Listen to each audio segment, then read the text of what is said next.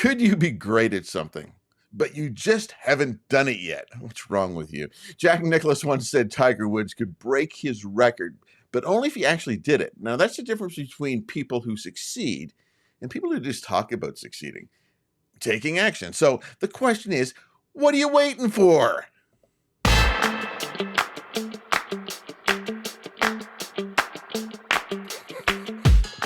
Got it. That got it. Gets me every time there, Bill. I was dancing behind that, and it's not on video. I saw that, and I think it should have been on video, but nonetheless. So why the topic? Why does this even matter? I mean, who cares? If you have something to do, or you got something you want to start, a business, write a book, you want to change careers, you want to get in shape or whatever, like, does it really matter? Like, if you say it, or like, I love Nicholas's thought about Tiger Woods. Like, he can absolutely do it, but he's got to do it. You got to do it. I think the same thing applies for everything we say we want to do. Is like, can you do it? I think the answer is absolutely. But you got to do it, right? So there's got to be a little bit more to that story. I love the story. You've told me that story several times already, and it really impacts me every time I hear you tell it. But you saw an interview with Jack Nicklaus asking about that. So I'm just going to let you kind of tell it in your own words, Bill. And this is actually the title of the whole podcast. This is where the idea came. Absolutely. But so the interview happened back when Jack Nicklaus, but Tiger Woods was like top of his game. Tiger Woods, top of his game. He could actually kill it. And he was at 14 majors.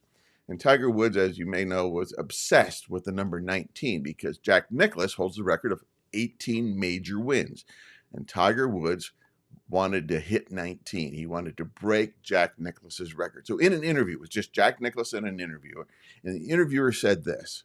The interviewer said, can Tiger Woods actually break your record of 18 major championship wins? And Nicklaus, without hesitation, said, absolutely. But he has to do it. And that just hit me between the eyes. Yes, he can do it, but he has to do it. Now, after the fact, Tiger Woods' game kind of fell off because of personal issues for a lot of things. Sure. Yeah. I mean, the fact that he never actually did it, whatever your thoughts on Tiger or whatever your thoughts are on Tiger, but it's the statement from Jack Nicklaus that is so compelling and just so dynamic. Is like, yeah, he absolutely can do it. Like, he didn't even hesitate to think like, yeah, his record of 18 majors could actually be broken literally by anybody, but they were talking about Tiger. So he didn't hesitate in that it could be done. And I think so many times, like, that's where I think that's probably the first part where a lot of people struggle. I know I struggle with that too, is like, I don't even think it's possible sometimes. And I think that first piece that we have to do is, yeah, it's possible. Like, absolutely, you can do it.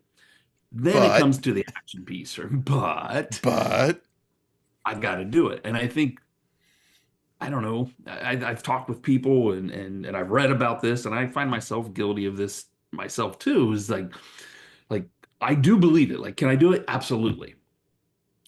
But then I start thinking about the actual doing part, and it's like, it seems like that's going to be hard. Or it's going to take too long, or I don't know if I have the right resource. And then all the excuses come, right? Do I have enough money? Do I have enough time? Do I have enough? Do I really know what I'm doing? So I don't know. What's your take on that, Bill? Well, you go to a conference, you get all pumped up. The conference just pumps you up. You're into it. You're saying, they make it sound so doable. And here's the thing. It is doable. Absolutely. Absolutely doable. But then you come home and the stimulus isn't there. The hype isn't there. Everything is, when you go to a conference with 5,000 people, last conference I went to, there were 5,000 people at it. It was just electric. Big conference. It was just electric. And then you come home and you go, what did he say on day 2 that we should start with? And, I mean, part of the idea is like people have someday syndrome. You go to a conference and you look up and you say, someday I'm going to do that. Someday I'm going to be that. Someday I'm going to be up on that stage. Someday I'm going to get there. Someday. And you come home and someday I'm going to start. Yeah. Well, today I got other things I got to do, but I'll do it tomorrow. I'll get started tomorrow. Right. It's the greatest labor saving device known to mankind. Absolutely tomorrow. Tomorrow. I'll do it. I'll start my diet first of the week. Tomorrow. Yeah. Well, I need. I'm not gonna start it on Wednesday. I'll wait till Monday. I'll get started on Monday. Why Monday? I think you should wait and start like on the first of a month, like March 1st is when you should start. Do you ever fall into this trap, Bill? Like planning. I love to plan. Like you just spend. I just need to plan a little bit more. I'm not ready to start yet. I want to plan just a little bit more. Kind of, you kind of want to make it perfect. Oh yeah, it's got to be perfect. And if the plan isn't perfect, then why even start?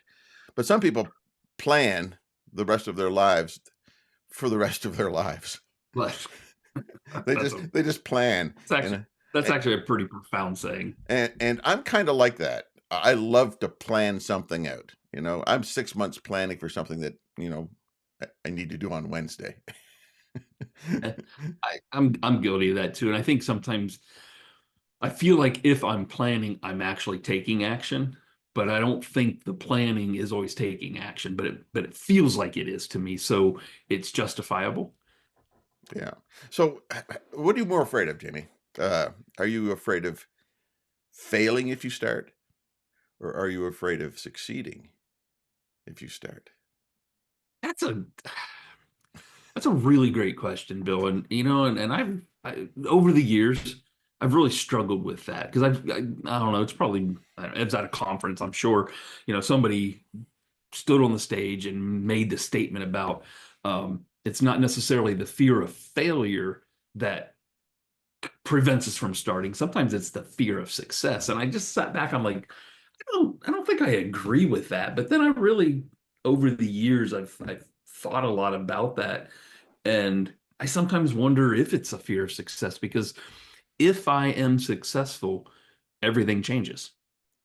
Yeah. So I just came to mind a movie Robert Redford did decades ago, and it was a political piece, the movie, and they recruited him. Somebody recruited him and said, "We want you to be our candidate." And here's the. What was the name of that movie? I don't know, but I don't know. But was it called The Candidate? I think it's called The Candidate. I know it was Robert Redford, but the whole thing was you can say anything you want. You can run on any platform you want. You can run on any promises you want. You can do all of this you want. And then the guy hands him a piece of paper, I think, and he says, except for one thing. And the piece of paper said, you have to lose. and you go through the whole movie, and spoiler alert, like you haven't seen something from 25, 30 years ago, but spoiler alert, at the very end, there's the election, and he actually wins. And then the whole look on his face is, oops. Now what? Yeah. What's on your mind, Senator? I don't know. Okay, we gotta get out there. See, I told you they'd beat me. Marvin, what do we do now? I wasn't supposed to do that. I just looked it up. It is The Candidate. Really? Okay. Better. I thought it was when you said that, and then I'm like, well, but yeah, that is actually the name of it. But you're absolutely right. I think it is that idea of if I am successful, then what? So I think there is a sense of a fear of success, but I also think the fear of failure also it's like they're in there together. It's not one or the other, because it's like, well, what if I do put forth all this effort, and then I fail? It's like I lost time, I lost energy, I lost money. Like, what will people think of me? Like, so I think they coexist. Yeah. Which is kind of like a double whammy against you, then, right? Yeah. I had a mentor at one point a few years ago, and he said, "You're going to win because you're still in the game. If you quit, you're done. Stop quitting." stop starting again. And so that was a mentor like 4 or 5 years ago. And then I had someone that I signed up to be with and hang with for a whole year. And his line was stop, stopping. Okay, and that was Dave Gambrell. Credit to Dave Gambrell for that 3-word quote. Start, Loved it. stop stopping. I have a love-hate relationship with Dave. And if you're listening, Dave, no, it's mostly love, but and the hate part of it is more out of just my own frustration of I see what you do and I want to do the same thing. And like, so this topic today becomes really hits close to home because some of it is just I don't start, where Dave's a perfect example. He just does it, right? He doesn't stop. He doesn't stop. He just takes the action, and then I think some of that too, right? It's like the idea of like, um, you just got to get started, and like, how do you do that? Sometimes I get overwhelmed with like, well, what's the first step? Well, for me, it's planning. I think we've gone over that. So what's the second step, Bill? You have to literally do it. You have to take that. Yeah. You have to take the first step. Just the first, and so people are so afraid of the first step. Like the first step is like the stepping off the cliff, and all the fear is there. All the fear is there. It's like if you step off a cliff and you're afraid of heights, and I keep saying that the fall doesn't kill you; it's stopping at the bottom that does. It's that really sudden impact or sudden stop at the end. I had to get it, that's stopping. So, but yeah, you have to take the first small step, and maybe you don't need to plan. Maybe you just need to take the first bloody step. Just take the first step. And the first step is not necessarily planning. Just get it out there and don't be afraid. Fail spectacularly. Just have an absolute bomb at it, but keep going, keep doing it. And would you say like maybe the focus, I get what you're saying there. So you take the first step is just doing something. But maybe the second step is now evaluate what you did and adjust. Yeah, but you got to be, you can't get into the whole idea of analysis paralysis. Absolutely, because then it can just take you down that path. Like, so I took action, but then my second step's the one where I stopped. I took the first step, not a problem.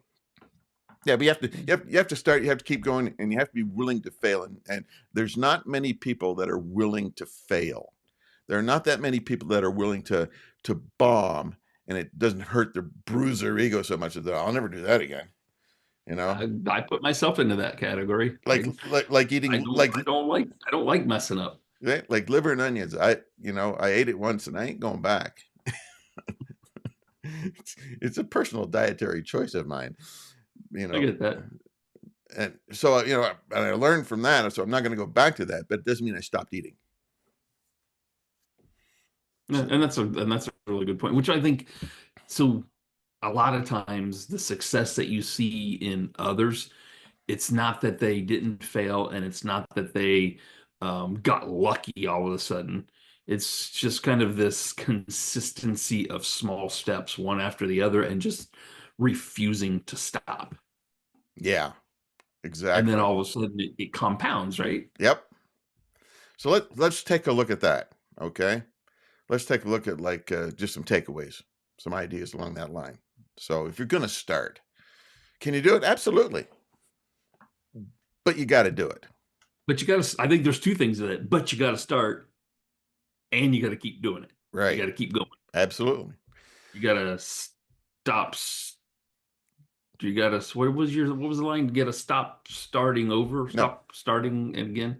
What was it? Start, stop stopping. Start, stop, stopping. Yeah. Start, stop stopping. So you got to start, take that small step, just do it, and then keep doing it. Right. So if you're sitting there in the wings and you're saying absolutely but, and you haven't started yet, so maybe one thing you need to do is identify what you're waiting on. What's the one thing that's keeping you from taking the first swing at the ball? And don't say, I don't have the right equipment. or I just don't feel like it today. I'll do it tomorrow. Stop. Just stop doing that. Okay? Identify what you're waiting on. What is it that you're waiting on? Then what?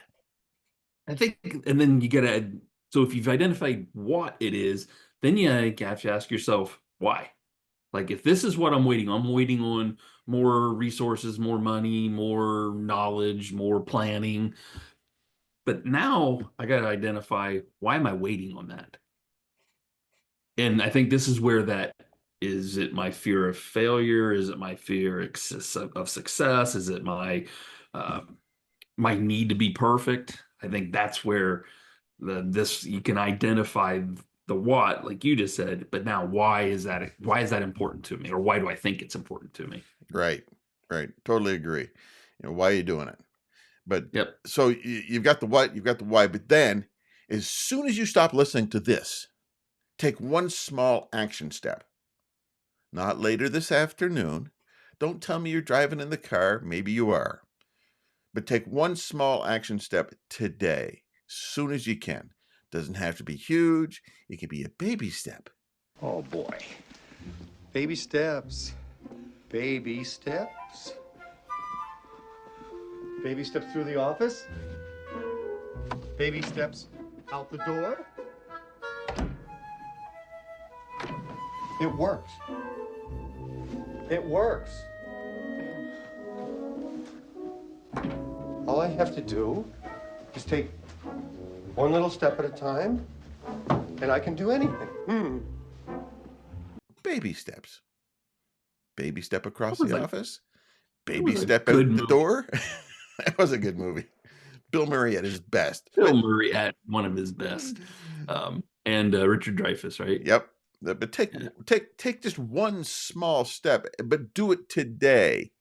And honestly, even if you say I'll do it in an hour, that might even be waiting. As soon as you start saying I'll do it in an hour, or I'll do it after supper, even then it runs the risk. You have to take one step as soon as you can, obviously today, to get things rolling, just to get things started, just one step, get the ball rolling. So I get that, Bill, and I think and there's a lot of value to like just getting started, but is there value also in then setting a deadline? Because what if you can't start today? Like, what if there literally is something that is preventing you, like, and it's not an excuse, it is legit, that keeps you from doing it today? What can you do instead of, if you can't get started today, what's the other thing you can do? I think you hit it already. Is you have a start deadline. Fine, by Saturday or whatever. It's got to come. It's got to start. And sure, that gives you maybe a little bit of time for planning, and that's okay. But don't overplan. The whole goal, apart from the planning, apart from the deadline, apart from anything, the point is this: you got to start. Yeah, you have to push the play button, as it were. And I love that, having a start deadline, because I think what that can do is it gives you that necessary, at least for like people like you and I, it gives us that necessary ability to plan, but it says on this date you have to stop planning and you have to start doing and start putting the plan into place. And I think then the last part of like all of that is like tracking the progress. And I think everybody's probably familiar with the Seinfeld calendar, but if you're not, um, Jerry Seinfeld said that he used to, like, to get to where he wanted to be as a comedian, he was going to write one joke a day. Just that's it, one joke a day. So he got one of them great big giant wall calendars, and every day that he wrote a joke, he would just put an X on that day, filling in the block. And then over time, the way Jerry describes it is, over time, it started to look like this big long chain, because all the little X's started to match up. So it looked like a chain link almost. And it almost got to the point was like, he didn't have to write a joke today. He just didn't want to break the chain. And that became more of the motivation behind it, of like, don't break the chain. Look, I went for 10 days. I don't want to break that. And then I went for 30 days. I don't want to break that. And then, so I think being able to track our progress in that way helps to build the momentum, but it also helps to provide some of that motivation that's sometimes hard to come up with. And then it's now it, it moves us from being disciplined to write that joke every day to now just it becomes part of our habit. It's just what we do. And it transcends feeling, because you can wake up and say, I don't want to run today. Matter of fact, Oh, absolutely. matter of fact, But I feel like that every day. I get up every day and I don't want to run, and I don't because I'm not a runner. But when you're talking about starting something and continuing it, uh, it's not about feeling, whether I feel like it or not, whether I have a headache or not. I'm going to do something today that gets me one step closer to whatever goal that I am working toward. I'm going to yep, start. I'm going to get up and do it today. And you kind of hit the nail on the head. After a while, it becomes a habit. And the point is to make whatever progress you're going to do is you're going to make it a habit. And just one other thing about progress or that idea is you don't get up and say, I'm going to beat Bob next door today. I'm going to beat Bill and where he was yesterday. Or if you don't want to beat Bill, you want to beat Jamey. But, the only competition is yourself. yeah, There's so much, that's a really good point. there's so much drama that would stop in everybody's life across the globe if you just stopped competing with somebody else and started competing with yourself to be better. Yeah, That's totally agreed. So kind of as we kind of think as we're kind of winding this topic up a little bit, if I can kind of maybe package it up and maybe put a little bow on it, is I think so. We talked about several things. One is we've got to stop waiting and like just pick one thing that you can start doing and just take some sort of action on that today. And if there is something that is like absolutely in your way and you can't, then set a deadline to start. To say, okay, I can't do it today, but I can start it tomorrow, and to do that. So, can you do it? absolutely, But you got to do it. You got to. You got to do it. Yes, you can do it, whatever it is. But yes, you can do it, but you got to do it. Now, if there's something that we've said that you have a thought about, an idea about, drop us a comment. We'd love to have a comment. This is a brand new podcast. This is podcast number 001. Dun, dun, dun, dun. Wait a sec. Do I have that? No, I don't. Never mind. Wait a sec again. Oh, yeah, I'm going to do this. Podcast 001. Thank you very much. There it is up on the screen. Podcast Nice. 001. So if DM us or tag us or let us know what you did. We're celebrating action takers because the only difference between people who succeed and those who don't is the fact that they start and they stop stopping. That's kind of the idea of it all. So can you do it? Absolutely. But you got to do it. Now, if you even have some ideas for some, once you start listening to this podcast week after week after week, which I know you're going to do because you're going to start and you're not going to stop, you may have some ideas for some topics that we'd love to hear them. We would. That would be great. We're always looking for new things to kind of banter back and forth. And Bill and I are huge readers and researchers, so we like to dig into topics. If it's a topic that we don't know a lot about, we are absolutely willing to jump in and find out. So we'd love to hear from you. So here's the final word. Can you do it? Absolutely. But you gotta do it. I'm Jamey French, and that is Bill McConnell. Glad you hung with us. until next time. See ya. Bye.